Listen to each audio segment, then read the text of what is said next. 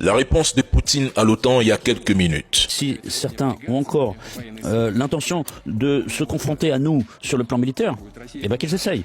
La Russie a souvent montré comment elle répond aux menaces. Et nous savons assurer la sécurité de nos citoyens et la structure de notre État. Nous réagissons vite. Il ne faut pas nous provoquer, car finalement, cela pourrait se terminer mal pour le provocateur.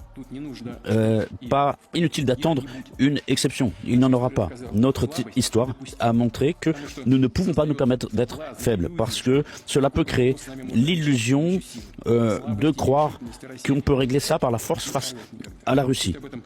Qu'ils gardent ça à l'esprit. Les autorités européennes continuent leur crise d'hystérie. Ils voient la menace russe carrément à leur seuil. Qu'est-ce qu'ils ont dans la tête? Ou alors ils sont totalement incompétents s'ils y croient vraiment, puisque c'est incroyable, impossible d'y croire. Ou alors ils sont malhonnêtes. Vladimir Poutine déclare que si l'OTAN, les pays européens, choisissent d'attaquer la Russie, ils découvriront comment la première puissance nucléaire mondiale répond aux menaces. Il ne ménagera pas ses efforts comme il le fait en Ukraine. Il n'y aura pas de demi-mesure pour eux.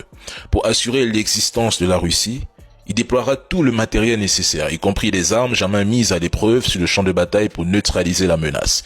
Il prévient que si l'Europe se militarise pour attaquer un jour la Russie, il traitera cette ambition avec la plus grande détermination. Poutine rassure son peuple. Personne ne peut intimider ni menacer la Russie. Les Européens font du bruit et profèrent des menaces au lieu de se concentrer sur leur sécurité. Leurs dirigeants masquent leur échec, mais s'ils ont le courage d'agir contre la Russie aujourd'hui ou demain, qu'ils passent aux actes. Car la Russie est prête et plus que jamais prête. Et moi je dis que depuis 3 ans, l'Europe affirme que la Russie a perdu la guerre, qu'elle est affaiblie, qu'elle se bat avec des moyens dérisoires, que son économie est moribonde et qu'elle aurait perdu 1 million d'hommes. Si tel était vraiment le cas, pourquoi exiger aujourd'hui un cessez-le-feu? Quand l'Occident a attaqué la Libye, l'Irak ou l'Afghanistan, il n'a pas freiné ses opérations. Donc, si la Russie est si faible, alors armez l'Ukraine et confrontez-la puisque, dit-on, elle ne serait plus en capacité de se défendre. Cessez de parler de paix et montrez ce dont vous êtes capable.